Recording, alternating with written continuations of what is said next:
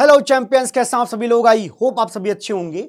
Isomerism का cheat sheet video लेकर के आपके सामने प्रस्तुत हूं। 10 मिनट में मैं पूरी वीडियो में थोड़ी ना पढ़ा दूंगा आइसोमेरिज्म, बट इसमें यह बताने वाला हूं कि किस पार्ट को छोड़ना है और किसको पकड़ना है। जी, जो पकड़ने हैं उनको लेकर के आया हूं कि क्या इंपॉर्टेंट टॉपिक है जिनको करके जरूर जाना है और किन कॉन्सेप्ट्स का आपको ख्याल रखना है ताकि आप वो चीज कर पाए पेपर में। इससे रिलेटेड पीडब्ल्यू के ऐप पर कृपया ध्यान दें। पीडब्ल्यू के ऐप पर चीट शीट जाकर के सर्च कर लीजिएगा, जहां पे आपका बैच का सेक्शन होगा वो ओपन हो जाएगा। फ्री में आपको इन सबके नोट्स वहां पर मिल जाएंगे और साथ साथ हर चैप्टर के 20 क्वेश्चंस वहां पर दिए गए हैं। उन 20 क्वेश्चंस को अटेम्प्ट करने की कोशिश करिएगा। ठीक है जी, आइए देखते हैं। आइसोमेरिज्म में जो स्ट्रक्चरल आइसोमेरिज्म है उसके जो पार्ट्स हैं, जैसे टॉटोमेरिज्म की अगर मैं बात करूं तो टॉटोमेरिज्म तो वैसे जीओसी में पढ़ाया जाता है, आप चाहें तो यहां पे भी देख सकते हैं। ठीक है जी, तो जो स्ट्रक्चरल आइसोमेरिज्म है उनके जो नाम है उनके हिसाब से मेटामेरिज्म है। तो मेटामेरिज्म हमें पता होना चाहिए कि जो पॉलीफंक्शनल ग्रुप्स होते हैं उनके लेफ्ट राइट में क्या होगा जी, एल्काइल ग्रुप के चेन में अंतर होता है। जैसे मान लीजिए कि यहाँ पे 2 कार्बन मैंने यहाँ पे इस तरीके से दिखा है, देखो 1 2 कार्बन 3 कार्बन मान लो एक तरफ कर दिया, 1 कार्बन इधर कर दिया। अब मैं इसको ऐसा भी तो कर सकता हूं कि भैया देखो 2 इधर कर देता हूं, 2 इधर कर देता हूं, तो क्या हुआ, ऑक्सीजन के रिस्पेक्ट में इधर 2 कार्बन है, इधर 2, ऑक्सीजन के रिस्पेक्ट में 1 इधर है, 3 इधर है, अंतर हो गया एल्काइल ग्रुप में। तो ये मेटामेरिज्म है। बट ये एग्जाम्पल बस पता होगा तो काम बन जाएगा। और विश्वास मानिए बहुत आसान पेपर में ये सब बहुत आसानी होता ही है, बहुत आसान होता है। अरे यार स्ट्रक्चरल भी कठिन होने लग गया तब तो फिर बाकी चीजें जब टफ लगने लग जाएंगी ना जी।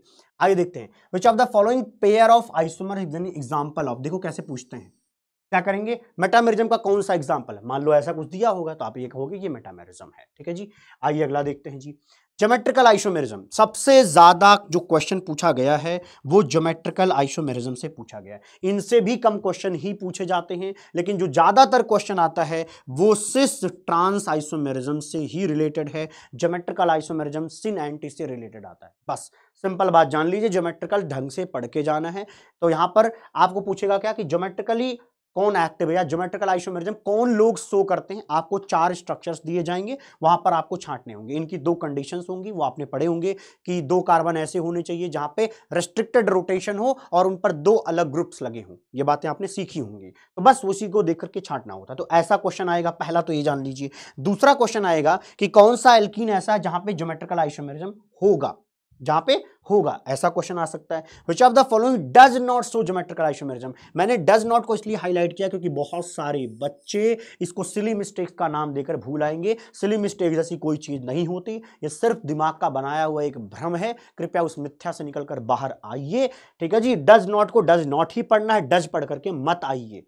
समझ गए भाई, क्योंकि डज के बाद सो नहीं लिखेगा, वो डायरेक्ट सो लिख देगा।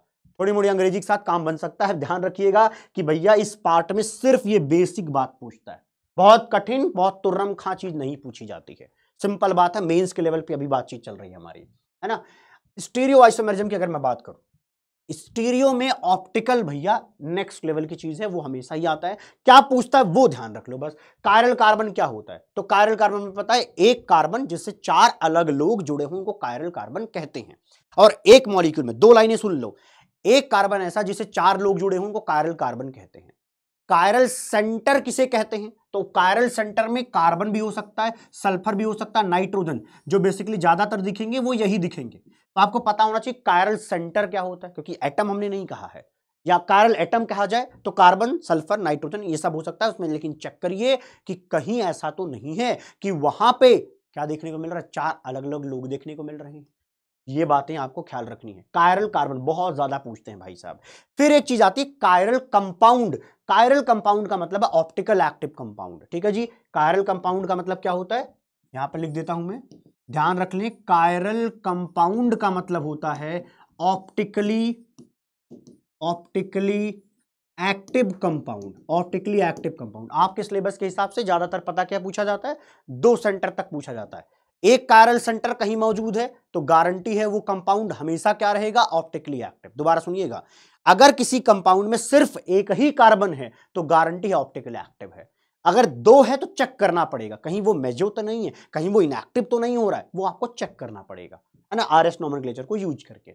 अब यहां पे देखें, number of chiral carbon present in the molecule given below. एक मॉलिक्यूल देगा, उसमें कहेगा देखो भैया इसमें कितने कायरल कार्बन, ऐसे भरने को आएगा जी। अगली चीज क्या है, ऑप्टिकली एक्टिव एल्केन आपको क्या करेगा, 4-5 एल्केन बना के दे देगा, उनमें से आपको वो एल्केन छांटना है जहां पे एक कायरल कार्बन मौजूद है, क्योंकि एक कायरल कार्बन रखने वाला हमेशा ऑप्टिकली एक्टिव होता है।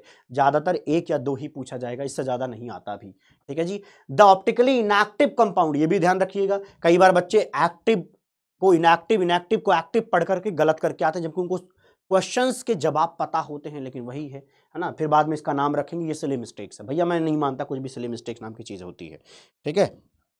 Total number of structures compound which process asymmetric carbon, ये भी सुन लो, एसिमेट्रिक कार्बन कहा जाए चाहे कायरल कार्बन कहा जाए, है ना, कायरल सेंटर कहा जाए, ये एक ही बात है भाई, है ना। अगर एक सेंटर से रिलेटेड है, एक एटम से रिलेटेड ये बात करी जा रही है, तो अब समझ में आ गया ये क्या है। और इन पर बेस्ड क्वेश्चन सबसे ज्यादा आते हैं, तो ये पॉइंट सबसे ज्यादा इंपॉर्टेंट है। तो क्या अभी तक हुआ, ज्योमेट्रिकल सबसे ज्यादा इंपॉर्टेंट हुआ, ज्योमेट्रिकल में बस वही कि कहां पे ज्योमेट्रिकल है कहां पे नहीं है, ये क्वेश्चन है। दूसरा क्वेश्चन है कि कायरल कार्बन कितने हैं, ये हो गया।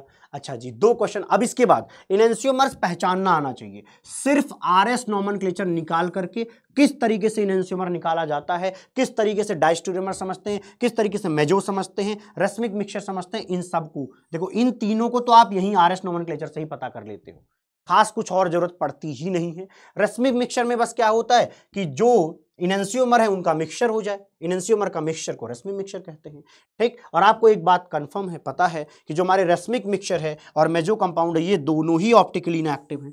ये क्या है, ये भी और ये भी ऑप्टिकली इनएक्टिव है, तो ये ध्यान रखिएगा, ये कहीं मिल जाए तो ये ऑप्टिकली इनएक्टिव है। मेजो कंपाउंड कोई एक कंपाउंड होता है, किसी एक कंपाउंड के लिए बोला जाता है, लेकिन रश्मिक मिक्सचर नाम में ही है कि दो कंपाउंड का कम से कम मिक्सचर तो होगा ही, रश्मिक मिक्सचर, ठीक है। और वो दो कंपाउंड कौन से होते हैं, इनेंशियोमर्स होते हैं। ये बेसिक बात लेकिन पता होना चाहिए। आना क्या चाहिए इसके लिए, आरएस नोमेनक्लेचर आना चाहिए भैया, ये तो आना चाहिए, क्योंकि अगर आपको आरएस नोमेनक्लेचर आता है फिर इनमें कुछ होता ही नहीं है, इनकी टर्म एंड कंडीशन फुलफिल करा दो, कहानी बन जाती है। समझ में आई बात, यस। आगे देखते हैं, नंबर ऑफ स्टीरियो आइसोमर, बहुत खौफ फैला हुआ है, कहीं भी फॉर्मूले को रटने की जरूरत नहीं है, प्लीज रट्टे के चक्कर में मत पड़िएगा, ठीक है जी। आइए सिंपल सी बात बता रहा हूं, किसी फॉर्मूले के चक्कर में मत पड़ो।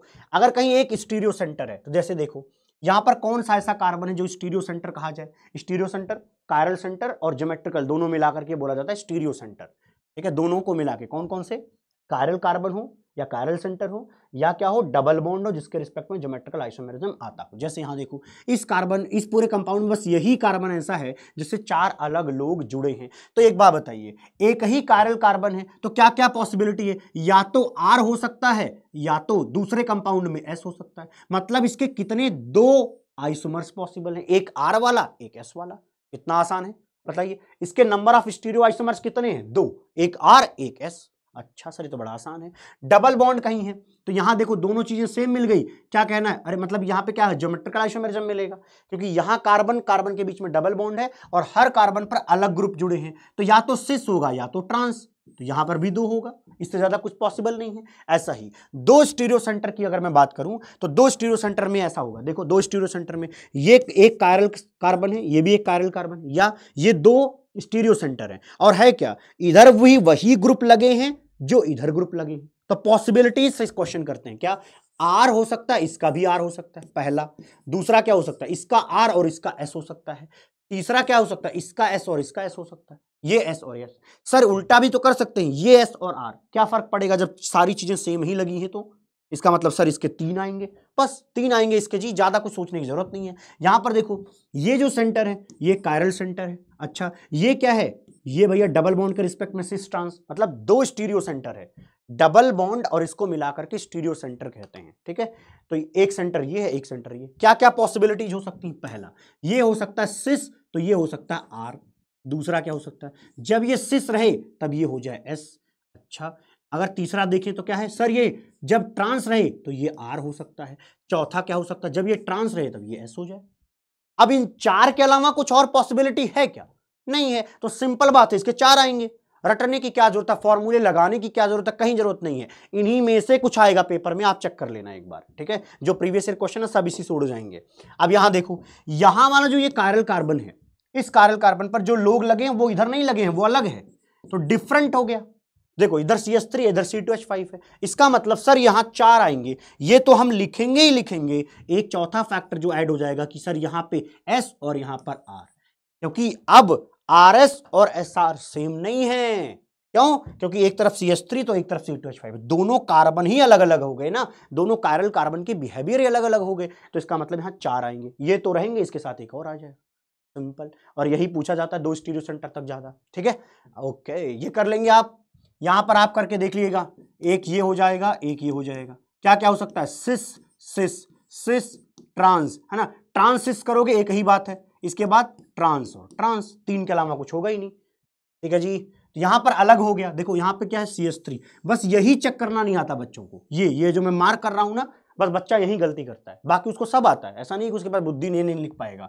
तो ये 3 तो आएंगे ही आएंगे, बस एक अलग सी चीज जो आएगी दैट इज कि यहां ट्रांस और यहां सिस, यही एक चौथा पार्ट बचता है, बस हो गया। बाकी ये चीज तो पूरा का पूरा कॉमन है। एक अलग क्यों हुआ, अब देखो सिंपल सुनना, यहां पे सिस और यहां का ट्रांस, यहां का ट्रांस यहां का सिस सेम क्यों नहीं है, क्योंकि जो ग्रुप लगे हैं यहां तो दोनों अलग हैं, और यहां पर जो दोनों ग्रुप लगे हैं देखो सेम है। आज समझ में आया होगा, तो रटने की जरूरत नहीं होती, 3 स्टीरियो सेंटर में भी सेम लॉजिक से फेंक के मारो, कहानी और जवाब बन जाएंगे। इसको करके आप बताएंगे, कमेंट करिएगा कि क्या पॉसिबिलिटीज है, करके बताइए, एक ये ठीक है। चलिए अब ये पूछते हैं एब्सोल्यूट कॉन्फ़िगरेशन बताइए, बस यहां पर R निकालना, यहां S निकालना आना चाहिए, कितना आसान है भैया, और यही पेपर में एक्चुअली आ रहा है और यही आएगा भी।